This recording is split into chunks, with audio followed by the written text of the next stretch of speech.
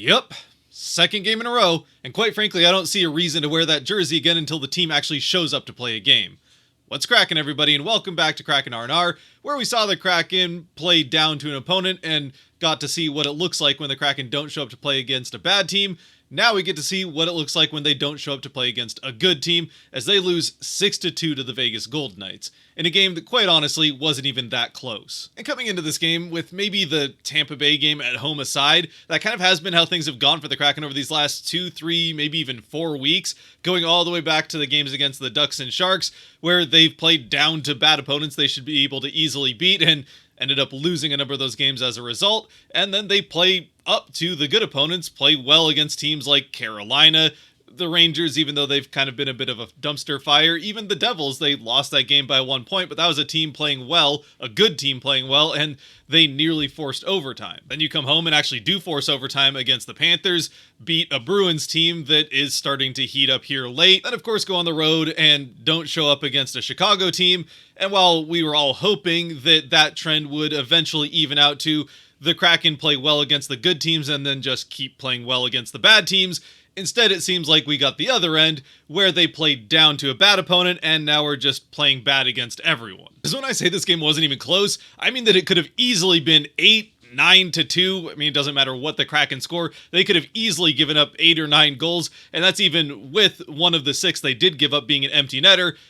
Honestly, Vegas could have scored 9 without an empty net. And I don't even care what the stats say about how he played in this game. It's pretty much down to a borderline heroic effort by Philip Grubauer in the third period specifically that prevents this game from getting that ugly. So what the heck, since it's what we're here to do, let's dive into this stinking, messy pile of filth that was this game and get it over with. Honestly, things get off to a pretty good start for the Kraken. It's not terribly unlike the Tampa game in that way, and that's actually very much like the Tampa game in that they get off to a hot start and get an early lead off of an early power play. And right off the jump on that power play, it's won back by Chandler Stevenson, right out to the blue line for Dunn. He takes it to the far side, where Bjorkstrand has followed him, down to Bjorkstrand, Bjorkstrand back to Dunn. Dunn winds up, fires off the shot, and buries it into the near side of the net to give the Kraken the 1-0 lead on the power play goal, also getting both Chandler Stevenson in his return to Vegas for the first time, and Oliver Bjorkstrand, both their 200th career assists. And with both Gord and Montour also sitting on 199 career assists coming into this game, it kind of felt like this might be one of those fun special games that happen where the stars align and maybe all 4 players hit that milestone of 200 assists in a single game. And with the way things keep going for the Kraken after taking the 1-0 lead, it felt like that might just happen, as they really do control the pace of play through the first 10 minutes coming out of that 1-0 lead from the power play. And with all that pressure, the Kraken nearly extend the lead a couple of times, highlighted by an Ellie Tolvanen chance as he comes in on a partial break and just puts it off the near post. Then a little bit later, towards the middle of the period, Vegas is going to get their first chance on a power play, but it doesn't last very long as they end up committing a penalty, so we go to 4-on-4 for the majority of it. But the best scoring opportunity on that power play, and there was one good scoring opportunity, came for Chandler Stevenson against his old team on a shorthanded breakaway, which he just kind of goes forehand to backhand and then chips it over there. Or maybe it was backhand to forehand. Either way, he chips it over the net, so isn't even able to get the shot on goal. So even with everything that's gone well for the Kraken so far, a great start to the game, they get that early goal, and then a couple of good chances to extend the lead, they just aren't able to do so. And then it's as if they forget that a hockey game lasts for 60 minutes and not 10, as pretty much right after Stevenson comes up empty on this shorthanded breakaway, or maybe, I guess, kind of towards the end of the 4-on-4 and then the sliver of power play the Kraken get, they actually are able to keep the puck in the offensive end at the end of that bit of power play, cycled a couple of more times, and then what can only be described as pretty much the most disastrous shift you'll ever see, or line change that you'll ever see, takes place for the Kraken, as once again, they're cycling the puck. They've got Vegas hemmed into their end of the ice after that power play opportunity. Even though it was only 20 seconds long, they're able to get some momentum out of it, some good offensive zone time. And then when Dunn has the puck up by the blue line, it's like the Kraken just decide, all right, well, that was enough offensive zone time for us. The entire forward group just whoop right off to the bench. Dunn throws it down behind the net, where it's immediately turned over because there's no Kraken players anywhere past a couple feet beyond the blue line now. And then somehow, even with that head start to the bench, they're all slow getting there. I mean, the one guy you can see at the end of it, as Vegas is coming right back down the other way with the puck, is Chandler Stevenson just kind of slowly coasting to the bench. And sure enough, all of that plus now a tired Dunn and Larson out on the ice, or I guess Larson just got out on the ice, but a tired Dunn allows Vegas to go from behind their net, where the Kraken had control of the puck in the offensive end, and a couple seconds later, it's a breakaway for Vegas the other way, and of course, it's buried into the back of the Kraken net over the glove hand of Grubauer to tie the game at 1. Which, real quick on that, it did kind of seem like that was a specific spot that Vegas was targeting on Grubauer in this game, as 3 of the goals that do get past him in this one, 3 of the 5 that Vegas scores while he's in net, do go high glove side, 2 from the glove side, and then 1 comes from the far side over his glove in. I don't want to make it seem like I'm blaming this game on Grubauer in any shape, way, or form, because again, especially in the third period, but even as we'll see a little bit here in the first, it's Grubauer that prevents this game from getting completely out of control. The way the Kraken played defensively, even if there's some things you could nitpick, like in this goal, you can see in the screenshot, Grubauer is unnecessarily low and just basically giving Kolesar the top of the net to shoot at, and that's exactly where he puts it.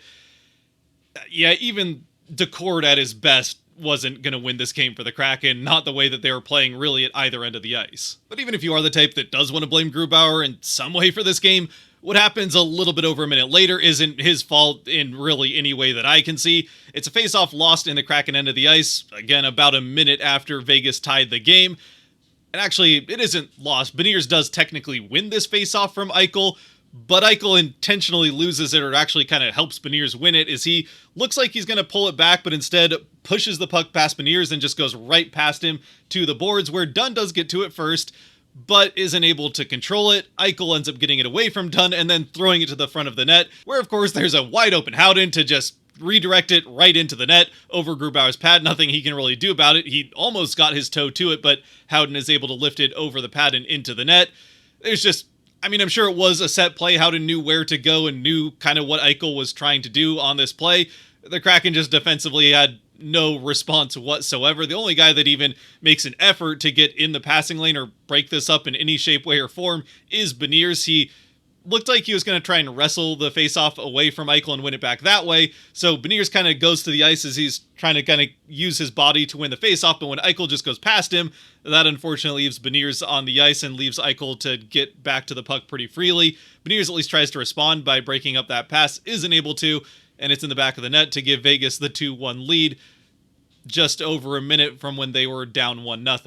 And then a few minutes later, with no real response from the Kraken back the other way, Vegas gets another good opportunity, or at least some extended offensive zone time, which leads to a good opportunity, as the Kraken just can't get out of their own way in their own end of the ice, and specifically can't get control of the puck on their stick. They get a couple of chances where they're able to kind of get a stick on a puck, but it just ends up deflecting right back to a Vegas player, or they'll throw it up along the boards where Vegas is able to intercept it and keep it in the offensive end. Kind of the similarly sloppy defense and careless attempts to clear the puck that we've seen from the Kraken recently, and of course eventually that ineptitude by the Kraken defensively, or at the very least a complete inability to get the puck just even beyond the blue line to force Vegas to reset and come back in the offensive end, leads to the third goal for the Golden Knights, as they're bouncing the puck around the perimeter of the net as the Kraken kind of just clump up into the middle of the ice, and eventually a puck thrown into the slot does go off Jaden Schwartz, though yet again it's not one the Kraken control. It goes off of his skate right out to Nicholas Hague, who fires it right back on net over the glove hand of Grubauer and into the top corner to give Vegas the 3-1 lead. Again, it's another one over that same glove hand that's kind of been a bit of a problem for Grubauer going back a little while now. Even with him playing well, it seems like a spot teams are targeting, and specifically in this game was definitely a target for the Golden Knights, but it's not like the team defensively is giving him really anything to work off in net. He's having to try to keep up with the puck moving all around while his teammates are just kind of puck watching in the middle of the ice in front of him. I suppose at the very least it's not like Vegas was going to get a shot off from the slot, since all 5 Kraken players are kind of just standing there doing not much of anything. Now I suppose at least the good news there, defensively anyway, for the Kraken, is that as we get into the second period, with the Vegas not able to extend the lead even further at the end of the first, though they had a chance to, the Kraken do play much better defensively in the second period. They're looking a lot more like the team defensively that we see when they have success, keeping everything to the outside in their end of the ice and not giving Vegas anything in the middle, and when they have the opportunities, at least getting the puck past the blue line and into the neutral zone so that they force Vegas to reset and try to get back into the offensive end. The bad news is that while this may have been the best period defensively for the Kraken, it was certainly the worst offensively, because while they were able to consistently get the puck out of their end of the ice across the blue line and into the neutral zone, they were pretty much completely unable to do anything with it once they got it there. And maybe this had a little bit more to do with Vegas just kind of deciding that they had a 2-goal lead and they could play defensively and just ice the last 40 minutes of this game away, which it turns out they probably could have done so. So while sure, Vegas isn't getting any more great chances to extend the lead further, the Kraken aren't getting any chances at all to come back. They actually only have one shot on goal as we get into the back half of the second period, where Vegas has 8 or 9 shots on goal as the Kraken get their second full power play of the game, their third total of the game, but the second one was broken up by the 4-on-4 stint in the middle. Anyway, it's a power play for the Kraken that they do actually get one pretty good chance on that doesn't go in, and then a couple of other looks here and there that just don't end up on net, but it doesn't end up coming up with a goal, which is kind of what the Kraken needed at this point. And then as we get back to 5-on-5, the Kraken do at least get a couple of more shots in the waning minutes of the second period, but it's back and forth and neither team's getting anything dangerous whatsoever. So we head to the third with the same 3-1 score and the Kraken desperately needing to figure out how to get something going offensively. And who knows if it was that desperation offensively from the Kraken, which does span not just this game, but the 3 games before it, this entire losing streak where the Kraken have not had a 5-on-5 goal scored by a forward since midway through the third period of the game against the Bruins. So safe to say things are not going very well for this team offensively at even strength, or if it was just the fact that they're not playing very well in general. But the third period goes right back to what we saw at the end of the first. The Kraken, once again, aren't getting much going offensively. They are getting more. They're getting some shots on goal here and there, which they weren't getting in the second, but it's at the sacrifice of just some absolutely horrendous defensive play once again. Which, while it does take that a while to end up costing the Kraken, at least on the scoreboard here in the third period, eventually it does. About 8 minutes into the period, of course, it's Grubauer getting punished for trying to do the right thing as he goes behind the net to play a puck that had been thrown in by the Bruins from just past center ice. So Grubauer has all the time and space he could want to play this puck behind the net, and he does so cleanly, gets it right up along the boards into the corner for Riker Evans, who does have a Golden Knight near him, but it's not like it's a contested play for Evans to make. So you would think, considering this is a team that has their starting goaltender in Decord as a guy that loves to play the puck and is pretty good at it, that your defenseman specifically would be used to knowing what to do with a puck when a goaltender comes out to play it to you. Evans doesn't seem to have any clue what to do with this puck. Grubauer is circling up back in front of his net when Evans just throws it up along the boards to a wide-open Golden Knight player. He throws it to the net, and of course, a step slow, Montour isn't able to keep up with William Karlsson flashing in front of the net, and Karlsson tips in that net front pass, or shot on net, whatever it was. Karlsson tips it in past Grubauer without really anything he can do about it, and it's 4-1 Vegas. At that point, you knew it was pretty much over with what the Kraken had not been able to do offensively. And if it's not over there, it certainly is 3.5 minutes later when Vegas makes it 5-1 off a Noah Hanifin shot from the top half of the faceoff circle on Grubauer's blocker's side, outside the slot, so it's not a particularly dangerous area for a shot to come from. At the same time, it is a wide open shot coming off of a pass from down by the goal line, so could have certainly been better defended. But again, if you want to nitpick the goaltending a little bit, it probably could have been a little bit better played by Grubauer. He can see the shot coming the entire way, and just like with the first and third goals in the first period, it goes over that glove hand into the top corner, and like we talked about with the screenshot in the first one, you can see here as well that Grubauer is playing it a little bit low and maybe giving too much of that top of the net to shoot at for Hanifin. At the same time, what you can also see in the screenshot is that the entire Kraken defense is just clumped right up in the slot and really not doing much of anything to prevent this play from happening and forcing Grubauer to do it all himself. Heck, all 3 forwards are basically occupying the exact same chunk of ice, and the only one even remotely trying to do anything about this play is, I think that's Chandler Stevenson, just kind of dragging his stick in front of the shot and hoping that it hits the shaft of his stick. I don't really know what the plan there is, but it's certainly more than we're seeing from any of the other 4 players out on the ice. So yeah, Grubauer's kind of just getting left out to dry by the entire defense in front of him. And what you can't see in the screenshot is that leading up to this play, not only could right before it happened, someone have done literally anything about Mark Stone just casually drifting towards the goal line with the puck, and then eventually he makes the pass up to Hanifin. And I'm not trying to exaggerate that in any way. I mean, he quite literally just coasted and drifted with the puck on his stick, pretty much from where Hanifin takes this shot to where he ends up making the pass down by the goal line, completely unchallenged. There was all the time for literally anybody, any skater for the Kraken to go and challenge him at all, at least force him to guard the puck to the outside and make a play. Instead, he kind of can just look around with the puck and, oh, look, a pass. All right, let's pass it up and see what happens. So yeah, defensively for the Kraken here, they're basically just 5 pylons out there that Vegas has to vaguely go around in order to pass the puck and get free shots on net. I guess the one guy that maybe you could argue is doing something useful here is Montour on the far side, is at least guarding a Vegas player to prevent the cross seam pass to the other side, but even that's being a little bit generous. The other thing, by the way, that you don't see in this screenshot is that the entire sequence of events leading up to this opportunity and Stone drifting to the side of the net to make this pass is Grubauer making spectacular highlight reel save after highlight reel save. It's a blocker save over here, a diving splits toe save over there, a lunging poke with the stick to prevent a shot from another in-tight opportunity for a wide-open Golden Knights player on the other side. Back and forth, Grubauer's making great save after great save. So nitpick all you want, but eventually something was going to go into the net with the Kraken just not making any effort to help Grubauer out, and that's just what happens with this 5th goal. And look, I'll be honest, I do not think Grubauer looked very good in the first period. Again, the second goal, you can't really blame that one on him whatsoever. That's just a defensive breakdown by the Kraken. But the first and third ones, well, again, not played particularly well defensively. The first one had that horrendous line change that leads to it. Either way, both are opportunities that, well, it would be ideal if they weren't quite as easy for the Golden Knights to get them. You'd like to see Grubauer get at least a piece of one, if not both of those, and maybe make the stop on one of them. He just in general didn't look particularly sharp in that first period.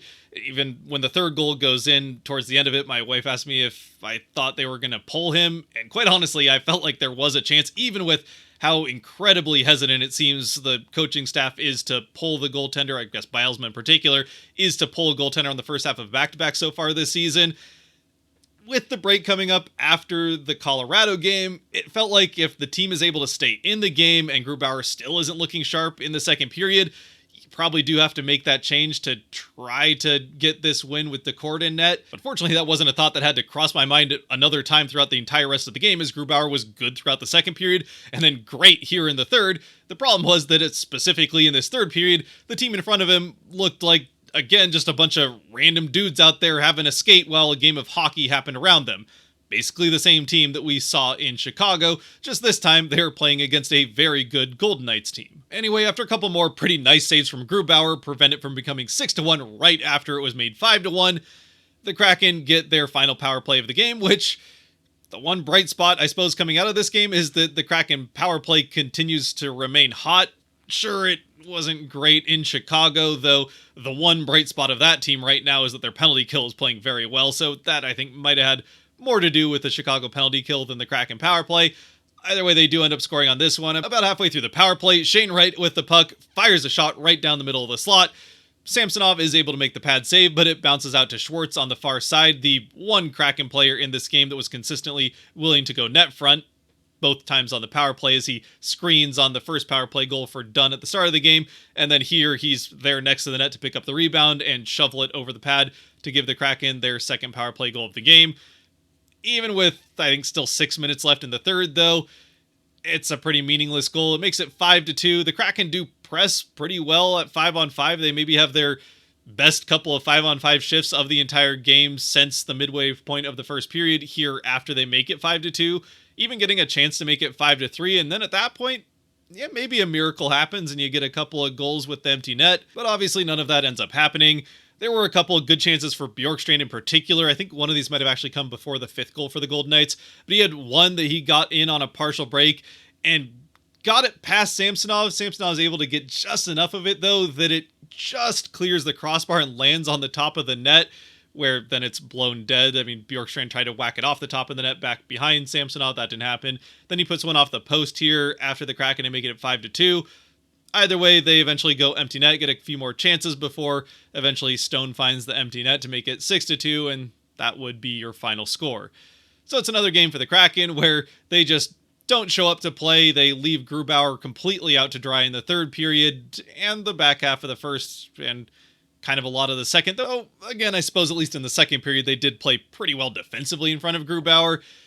They just couldn't get anything going the other way offensively in any shape, way, form, or definition of the word offense. It just was not happening for the Kraken in that first period, and that certainly has been the problem over these last 4 games, where the Kraken have now scored just 4 goals in 4 games, and 3 of those come on power plays, the other one coming at 5-on-5 from a defenseman. So the Kraken just not creating very much at all from the forward end, and even 2 of those 3 power play goals are coming from defensemen. Montour scoring the one to start that game against the Lightning, and now Dunn scoring this one. So the forward group for the Kraken, it's pretty bad right now, and it kind of feels like it's been that way for large chunks of the season. At least when the Kraken are struggling, it's the offense that really seems to be the catalyst for that struggle.